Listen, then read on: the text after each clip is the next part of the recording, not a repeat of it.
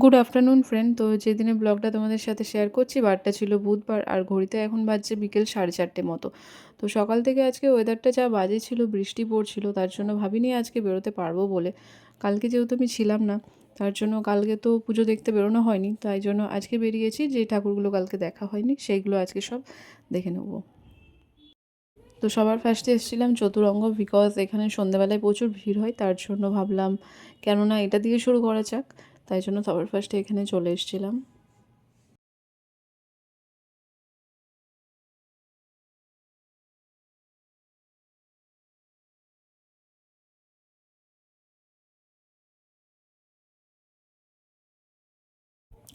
তো চতুরঙ্গতে পুজো দেখা কমপ্লিট হয়ে গেছে, এরপর চলে যাচ্ছি অন্য একটা পুজো মণ্ডপে।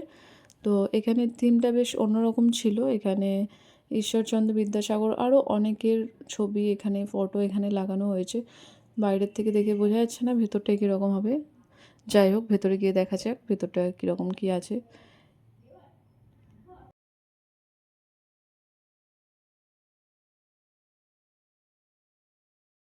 তো ভেতরে প্রচুর ভিড়, আর এখানে লাইটের কিছু একটা প্রবলেম হচ্ছিল, যার জন্য আমার ক্যামেরায় ভালো করে ক্যাপচার হচ্ছিল না।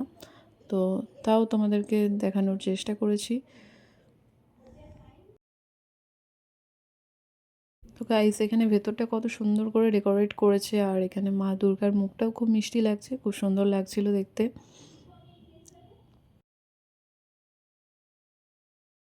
তো এখন চলে এসেছি অন্য একটা পুজো মণ্ডপে। এটাও দেখতে বেশ ভালোই লাগছে।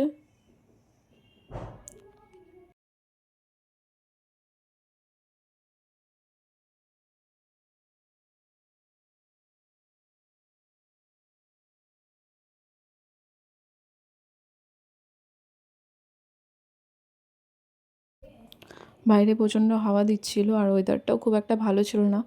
তো যাই হোক, আজকে যে বৃষ্টি নামায়নি এটাই অনেক, কারণ কি বৃষ্টি নামালে তো ভালো করে ঠাকুর দেখাই হতো না।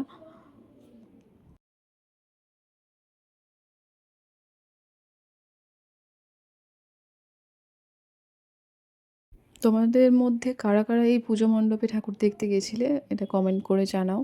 আর এটা কোন জায়গা বলো দেখি।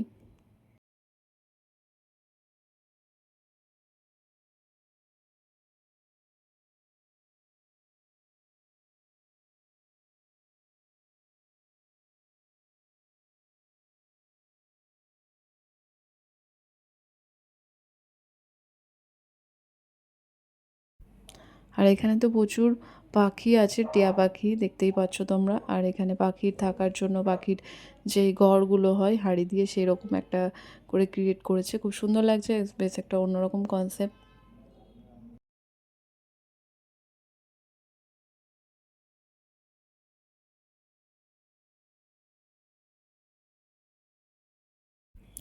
এবার চলে এসেছি অন্য একটা পুজো মণ্ডপে।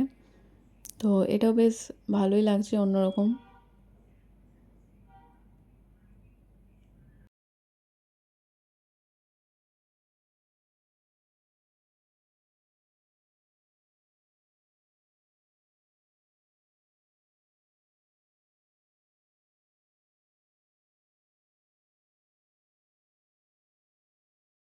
তো এখন চলে এসেছি হাওড়া ব্রিজ দেখতে। হাওড়া ব্রিজটা দেখার খুব ইচ্ছে ছিল, বিকজ সবাইকে দেখছিলাম এফবিতে ফটো দিচ্ছিল। তো আমারও খুব দেখার ইচ্ছে ছিল যে কীরকম হয়েছে, কোথায় হয়েছে, তাই জন্য চলে এসেছি এখন হাওড়া ব্রিজ দেখতে।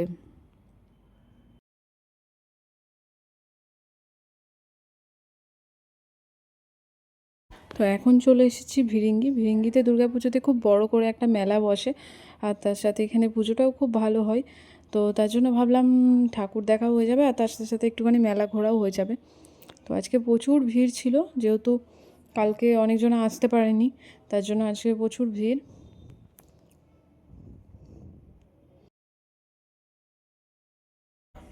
তো গাইস, এখানে লাইটিংগুলো কত সুন্দর করে ডেকোরেশন করেছে তোমরা দেখো।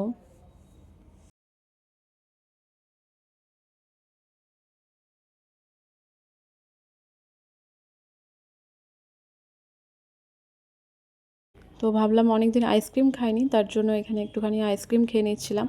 যদিও আইসক্রিম আমি খুব একটা খাই না, তো আজকে ইচ্ছে হলো একটুখানি টেস্ট করি।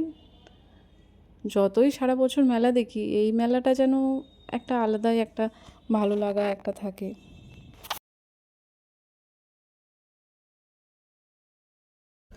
তো সবথেকে লাস্টে এখন চলে এসেছি গোপাল মাঠে। গোপাল মাঠে হচ্ছে এটা হচ্ছে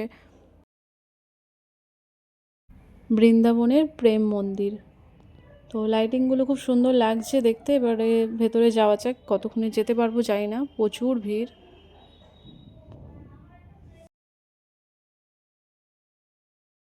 তো এখনও অবধি যতগুলো পুজো প্যান্ডেল দেখলাম সবথেকে অন্যরকম একটু দেখতে লাগছে এটা। তো যাই হোক, এবারে ভেতরে যাওয়া যাক। তো তোমাদেরও পুজো কেমন কাটলো, আর কে কতগুলো করে ঠাকুর দেখেছো, পুজোর সময় কতটা ঘুরেছো, তোমরা আমাকে কমেন্ট করে জানাতে পারো। আর তোমাদের আমার আজকের ভিডিওটা দেখতে কেমন লাগলো কমেন্ট করে জানাও। ভালো লাগলে লাইক, কমেন্ট আর সাবস্ক্রাইব করে দিও।